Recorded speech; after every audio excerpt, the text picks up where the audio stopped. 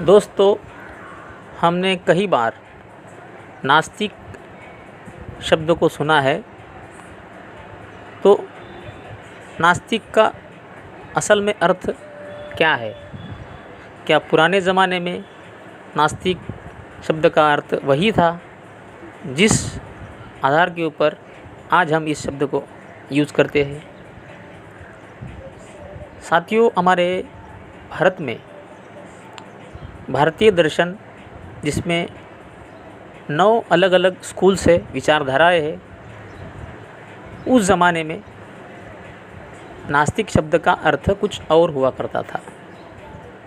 लेकिन आज हम जब भी नास्तिक शब्द को सुनते हैं तो हमें लगता है कि नास्तिक यानी कि ऐसा इंसान जो ईश्वर में विश्वास नहीं रखता हो, ईश्वर के अस्तित्व को नकारता हो। लेकिन दोस्तों, आपको ये जानकर बेहद आश्चर्य होगा कि उस ज़माने में नास्तिक का शब्द, नास्तिक का अर्थ इस अर्थ से यूज़ नहीं किया जाता था। यानी कि नास्तिक का अर्थ कुछ और होता था।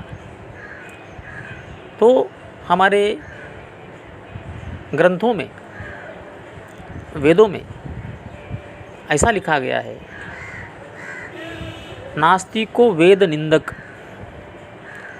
यानी कि नास्तिक उन्हीं को कहा गया है जिन्होंने वेद की निंदा की हो, जिन्होंने वेद के प्रामाण्य को स्वीकारा नहीं हो, जिन्होंने वेद के ऊपर प्रश्न चिन्ह निर्माण किए हो। तो ऐसे कौन लोग थे जिन्हें नास्तिक कहा गया है?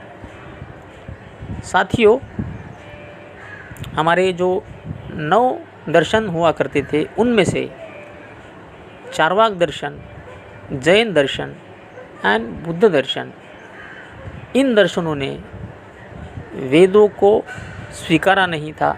उनका जो दर्शन था वो अपने अपने खुद के विचारों पर आधारित था। उन सारे दर्शनों को नास्तिको वेद निंदक कहा गया है। यानी कि हमारे भारतीय दर्शन के ये जो 3 स्कूल ऑफ थॉट्स है, ये जो 3 विचारधाराएं है, इन्हें नास्तिक कहा गया क्योंकि उन्होंने वेद को स्वीकारा नहीं। जो बाकी षड दर्शन है, जिसमें मीमांसा, वेदांता, सांख्य, योग, न्याय, वैशेषिक, ये जो 6 स्कूल्स ऑफ थॉट है, इनमें से तकरीबन 2 स्कूल ऑफ थॉट्स ऐसे हैं जिन्होंने ईश्वर के अस्तित्व को नकारा था। फॉर एग्ज़ाम्पल, सांख्य स्कूल ऐसा स्कूल था जिन्होंने ईश्वर के अस्तित्व को नकार दिया था। सिमिलरली मीमांसा, उन्होंने भी ईश्वर के अस्तित्व को नकार दिया था। लेकिन उसके बावजूद भी, ईश्वर के अस्तित्व को नकारने के बावजूद भी, उन्हें नास्तिक नहीं कहा गया था, उन्हें नास्तिक स्कूल ऑफ थॉट्स नहीं कहा गया था। उसका कारण यही था कि उन्होंने वेद के प्रामाण्य को स्वीकारा था।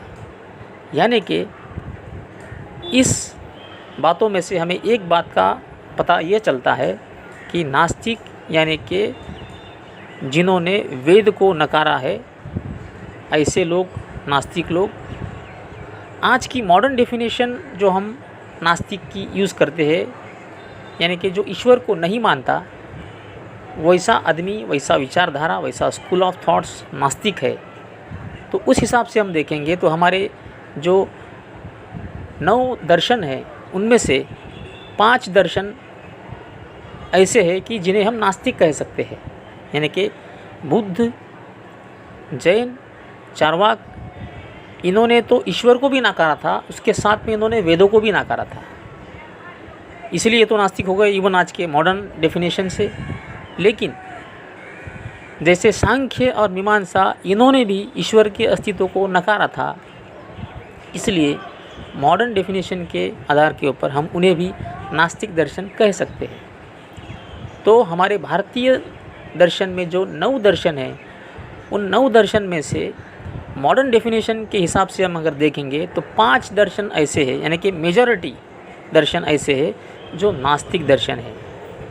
इसीलिए आज हमारे भारत में हमारी जो इंडियन कॉन्स्टिट्यूशन में जो आर्टिकल 25 उसके साथ में Hindu marriage act, Hindu laws, इसमें जो आप हिंदू इस शब्द का व्याख्या अगर देखेंगे, इसका डेफिनेशन अगर देखेंगे तो आपको डेफिनेशन इस तरह मिलेगी कि जो कोई मुस्लिम नहीं हो, जो कोई क्रिश्चियन नहीं हो, जो कोई जू नहीं हो, वह हिंदू माना जाएगा। इस हिसाब से देखे जाए तो नास्तिक भी हिंदू के डेफिनेशन में आता है। अब ये बहुत बड़ा आश्चर्यकारक बात है, ये जो चारवाक दर्शन है, जैन दर्शन है और बुद्ध दर्शन है, इन्हें भी हिंदू का डिनोमिनेशन कहा गया है। इवन सिख जो पंथ है उसे भी हिंदुइज्म का डिनोमिनेशन कहा गया है। ओवरऑल हम देखेंगे कि हिंदू जो शब्द का प्रयोग दर्शन में किया गया है, दर्शन शास्त्र में किया गया है, वो जियोग्राफिकल सेंस में किया गया है।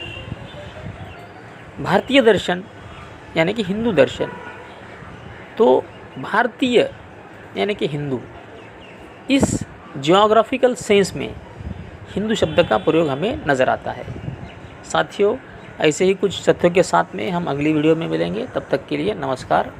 अगर ये वीडियो पसंद आया है तो आप उसे लाइक कीजिए, शेयर कीजिए और मेरे चैनल को सब्सक्राइब भी कीजिए। धन्यवाद।